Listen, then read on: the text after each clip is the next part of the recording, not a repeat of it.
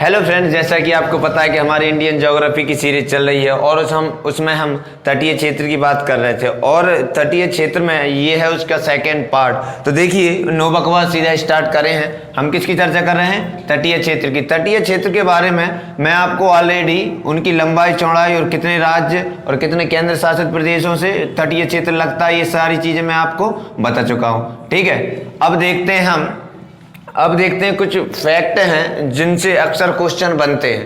ठीक, और उनसे क्वेश्चन क्या क्या बन सकते हैं वो भी देख लेंगे। देखो, सबसे पहले तो अपन चर्चा करें कि भारत का तटीय क्षेत्र गोंडवाना लैंड भूमि का हिस्सा है। किसका हिस्सा है? गोंडवाना लैंड भूमि का। अब गोंडवाना क्या है? याद करो, एक सिद्धांत जिसका नाम है प्लेट टेक्टोनिक, है ना, हैरी हेस ने जो दिया है। उस सिद्धांत के अनुसार यह माना जाता है कि जो ऊपर का क्षेत्र है ना, ये थी यूरेशियाई प्लेट। क्या थी? यूरेशियाई प्लेट, जिसे हम अंगारा लैंड कहते थे। और इसके नीचे थी कौन सी? गोंडवाना लैंड। कौन सी? गोंडवाना लैंड। इसी पर हमारा इंडिया है। इसी पर क्या है? हमारा इंडिया। ये दोनों को टकराने से यहाँ पर तैतीस सागर था। कौन सा सागर? तैतीस सागर। इन दोनों को टकराने से हिमालय का क्या हुआ? निर्माण। और जो तटीय मैदान है ना, वो इस निचले वाले का हिस्सा था, तो इसलिए किस भूमि का हिस्सा है? गोंडवाना लैंड का। ठीक है, तो अब देखिए, इसके आगे चर्चा करते हैं कि भारतीय तटीय क्षेत्र में लगभग 43% जो समुद्री तट है, 43% वो कैसा है? रेतीला है। फिर उसके अलावा जो 11% है वो चट्टानी भाग है। और 36% की बात करें तो ये कुछ मेला फ्लैट टाइप का है। फिर उसके बाद 10% ये दलदली क्षेत्र है। देखो, इसमें कॉन्सेप्ट तो कुछ है नहीं, ओनली फैक्ट है जो आपको डायरेक्ट ही याद करने हैं। उसके अलावा बात करें, भारतीय तट को दो भागों में बांटा गया। दो भागों में बेसिक सी बात है। ये वाला भाग क्या कहलाता है? सारा का सारा भाग जो कहलाता है, ये कहलाता है पश्चिमी घाट। क्या कहलाता है? पश्चिमी तट कह लो, पश्चिमी घाट कह लो, जो भी बोलना है। पश्चिमी तट क्या हो गया? पश्चिमी तट। और ये वाला भाग क्या कहलाता है? ठीक है, ये वाला भाग कहलाता है पूर्वी तट। क्या कहलाता है? पूर्वी तट। तो ध्यान रखना, इन दोनों के यहाँ पर एक पॉइंट है, कन्याकुमारी। क्या है? कन्याकुमारी, जो कि किस राज्य में है? पता होना चाहिए। किस में है? तमिलनाडु में। किस में? तमिलनाडु में। तो ध्यान रखना, गंगा ब्रह्मपुत्र के डेल्टा से लेकर कन्याकुमारी तक का जो क्षेत्र है ना, वो कहलाता है पूर्वी तट। क्या कहलाता है? पूर्वी तट। और यहाँ पर कच्छ के मैदान, मतलब कच्छ का जो मैदान है उससे लगा हुआ क्षेत्र क्या कहलाता है? कच्छ का रण कहते हैं अपन उसे। तो वहां से लेकर कन्याकुमारी तक का जो क्षेत्र है वो कहलाता है पश्चिमी तट। क्या कहलाता है? पश्चिमी तट। तो ध्यान रखना, है ना। अब इसके आगे और चर्चा करें तो इस क्षेत्र में कुल 66 जिले। राज्य की अगर बात करें तो 9 राज्य। केंद्र शासित प्रदेश की बात करें तो तट पर थे 2 और 2, एक यहाँ था अंडमान निकोबार द्वीप समूह और एक यहाँ था लक्षद्वीप। ठीक है, तो यूटी 4 हो गए। राज्य कितने हो गए? 9। टोटल 13 मतलब 13 केंद्र शासित प्रदेश और राज्य दोनों 13 हो गए। उन सब में 66 जिले इस सीमा से लगते हैं। ध्यान रखना, ये तुम्हें कोई नहीं बताएगा। कितने? 66 जिले इस सीमा से लगते हैं। किससे? तटीय सीमा से। किससे लगते हैं? तटीय सीमा से। और ध्यान रखना, जिसमें सबसे अधिक जिले गुजरात के हैं। कितने? अरे 14। कितने? 14 जिले गुजरात के लगते हैं। और आगे तट कर हैं केरल की जो रेत है ना, उसमें बड़ी मात्रा में मोनोजाइट पाया जाता है। मोनोजाइट क्या काम पड़ता है? तो ध्यान रखना, ये परमाणु संयंत्रों में इसका बहुत ज्यादा प्रयोग होता है। कहाँ पाया जाता है? केरल में, मतलब केरल की जो रेत है उसमें। भारतीय तटों पर कयाल यानी कि बैक वाटर प्रमुख पर्यटन केंद्र है। अब इसकी चर्चा मैं थोड़ी सी आगे करूंगा, कौन कौन से पर्यटन केंद्र हैं इस पर। ठीक है, तो आप इसका एक स्क्रीनशॉट लो, फिर मैं प्रत्येक तट को क्रमवार बताने की कोशिश करता हूं। चलो देखते हैं। देखिए, काठियावाड़ तट। अब काठियावाड़ तट की बात करें तो ये कहां पर है? काठियावाड़ तट? ये हो गया अपना क्या? इंडिया। ये हो गया क्या? इंडिया। तो काठियावाड़ तट अपन ने यहीं पर पढ़ा ना, गुजरात में। हैं, कहाँ पड़ा है? गुजरात में। तो हम मतलब किसको स्टार्ट कर रहे हैं? सबसे पहले तो हम पश्चिमी घाट को स्टार्ट कर रहे हैं। किसको? पश्चिमी घाट को। और उसमें क्या पढ़ रहे हैं? काठियावाड़ तट। इसी को क्या कह देते हैं? कच्छ कह देते हैं, है ना। मतलब जो कच्छ का क्षेत्र है ना, ऊपर वाला क्षेत्र कच्छ कहलाता है, ठीक है। ऊपर वाला जो दिख रहा है ना, ये कहलाता है कच्छ। क्या कहलाता है? कच्छ। और नीचे वाला क्षेत्र कहलाता है काठियावाड़। तो ये भी ध्यान रखना, क्या कहलाता है? काठियावाड़। ठीक है, उम्मीद करता हूं कि यहां तक कोई दिक्कत नहीं हुई होगी।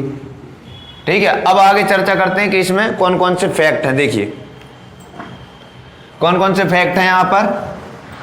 सबसे पहले कच्छ के रण में एक नमक का मैदान है, ठीक है। नमक का मैदान है जो कि उत्तर दिशा में पड़ता है, और जिसका नाम है महान रण। क्या नाम है?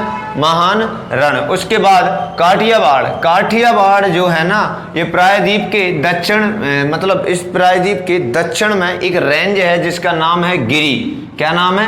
गिरी रेंज, ठीक है। इसी गिरी रेंज में गिर नाम का राष्ट्रीय उद्यान भी है, जहां पर क्या पाए जाते हैं? जहां पर शेर पाए जाते हैं। ध्यान रखना, कभी पूछे ना कोई कि भारत में शेर कहाँ पाए जाते हैं, तो गुजरात के गिर में पाए जाते हैं, ठीक है। कहाँ पाए जाते हैं? गिरी या गिर में पाए जाते हैं। और आगे बात करें तो ध्यान रखना, यह दक्कन के लावा पठार से क्या हुआ है? इसका निर्माण हुआ। ध्यान रखना, देखो दक्कन के लावा पठार से, दक्कन के लावा पठार से क्या हो गया? इसका निर्माण, ठीक है, निर्माण हो गया। लेकिन सिंधु द्वारा जो गाद लाया गया, जिसे अपन निक्षेप वगैरह कहते हैं, इससे क्या कर दिया गया है? फिल कर दिया गया है। तो उसके बाद इसका क्या हुआ है? निर्माण हुआ। ये भी ध्यान रखना। तो क्या कहता है? यह दक्कन के लावा पठार से बना है, जिसे बाद में सिंधु ने अपने निक्षेपों से क्या किया था? फिल कर दिया, भर दिया उसे, ठीक है। उम्मीद करता है समझ गए होंगे। फिर आगे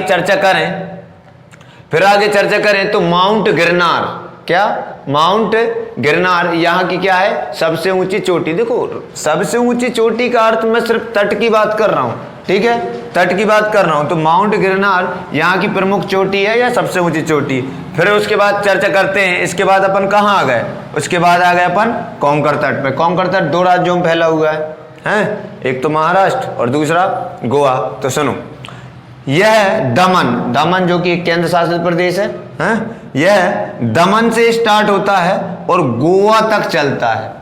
कहां से स्टार्ट होता है? दमन से, जो कि गुजरात के दक्षिण में ही है ना, है गुजरात के दक्षिण में है दमन, है ना। ये हो गया अपना गुजरात, तो यहां पर दमन है, दमन और दीव। फिर उसके बाद यह 50 से 80 किलोमीटर क्या है? चौड़ा, ठीक है। कोई दुख दर्द समस्या आप इसका लो स्क्रीनशॉट। फिर आगे अपन चर्चा करते हैं कि इसके बाद अगला तट कौन सा आएगा। बोलो, अगला तट आएगा अपना, चलो इसका स्क्रीनशॉट लो, फिर आगे चर्चा कर रहे हैं।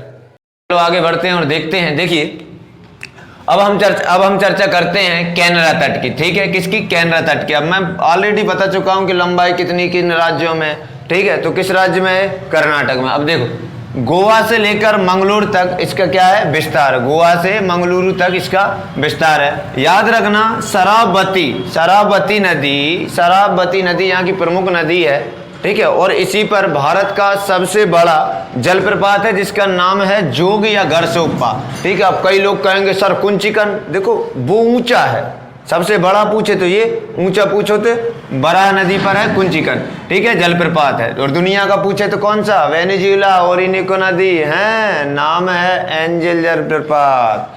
चलो अच्छा, उसके बाद 30 से 50 किलोमीटर यह है क्या? चौड़ा है। फिर उसके बाद आ जाओ मालाबार तट। अरे मालामाल कौन था? जो पढ़े लिखे होते मालामाल होते हैं ना, यानी कि केरल, ठीक है, यानी कि केरल। तो केरल का तट क्या कहलाता है? मालाबार तट कहलाता है। क्या कहलाता है? बोलो, मालाबार तट। तो देखो यह है। अब देखो ये कहां से मंगलूर पे खत्म हुआ, ठीक है, वो वहीं से ये शुरू हो जाता है, कहां तक? कन्याकुमारी तक। अब देखो यहां पर कयाल मौजूद है। कयाल क्या होते हैं? कयाल हालांकि ये एक क्या है, एक मतलब स्थानीय शब्द है। इन्हें क्या कहा जाता है? बैक वाटर कहा जाता है। क्या कहा जाता है? बैक वाटर कहा जाता है, बैक वाटर, है ना। यहीं पर एक नौका प्रतियोगिता भी होती है।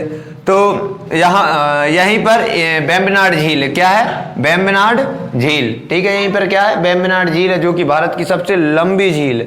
क्या है ये? लंबी झील है। यहीं पर एक द्वीप है जिसे कहते हैं वेलिंगटन द्वीप, जिस पर भारत का सबसे छोटा नेशनल हाईवे बनाया गया है। चलो आगे। फिर उसके आगे चर्चा करते हैं कोरोमंडल तट किस राज्य का है?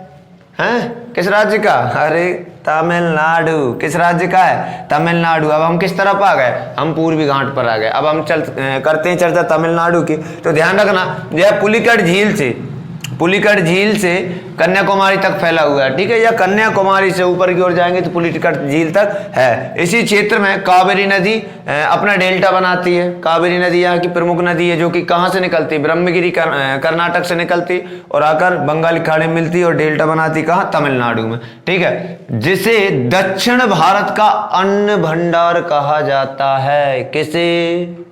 गोदावरी नदी के, सॉरी गोदावरी नहीं, क्या नाम है यहाँ पर? कावेरी नदी के डेल्टा को। कोई टेंशन नहीं, दुख दर्द नहीं, समस्या नहीं। अब आ जाओ आगे। अब चर्चा करते हैं उत्तरी सरकार। सरकार कैसी होती है? अंधी होती ना। हाँ, तो बस आंध्र प्रदेश कहाँ का? ये आंध्र प्रदेश। कहाँ का तट है? बोलो। आंध्र प्रदेश।